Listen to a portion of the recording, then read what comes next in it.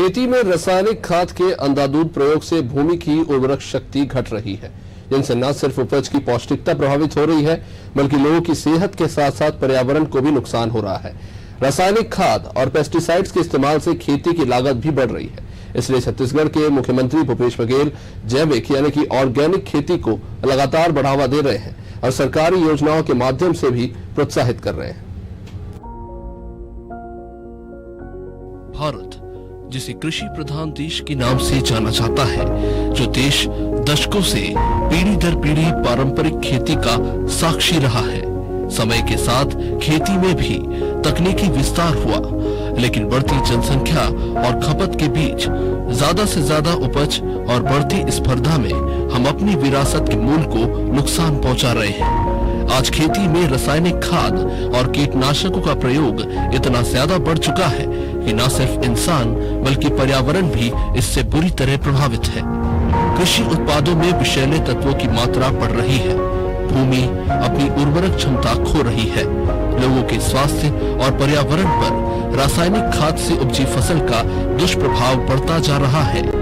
रासायनिक खाद की बढ़ती कीमतों का असर कृषि की लागत पर भी पड़ रहा है। इसलिए छत्तीसगढ़ सरकार विभिन्न योजनाओं के माध्यम से जैविक खेती को बढ़ावा देने की कोशिश कर रही है। रासायनिक उर्वरकों की दिनों दिन बढ़ती कीमत से कृषि लागत बढ़ती जा रही है। किसान भाइयों को कृषि लागत की तुलना में लाभ कम होते जा रहे हैं। रासायनिक उर्वरकों एवं पेस्टिसाइड्स के अंधाधुंध प्रयोग से भूमि की उर्वरा शक्ति कम हो रही है। वहीं कृषि उत्पाद में विषैले तत्वों की मात्रा बढ़ रही है, जिसका दुष्प्रभाव लोगों की सेहत और पर्यावरण पर पड़ रहा है।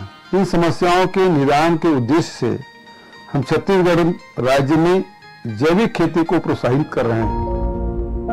छत्तीसगढ़ राज्य में जैविक खेती को प्रोत्साहन देने के लिए सरकार विभिन्न योजनाओं का संचार कर रही है, जिसमें सबसे प्रमुख है गोधन न्याय योजना। राज्य सरकार इस योजना के माध्यम से मात्र 2 रुपए किलो में गोबर खरीद रही है, जिसका उपयोग कर स्व सहायता समूह की महिलाएं वर्मी कंपोस्ट और सुपर कंपोस्ट खाद बना रही है। छत्तीसगढ़ में जैविक खेती की बिक्री सोसाइटियों के माध्यम से की जाती है।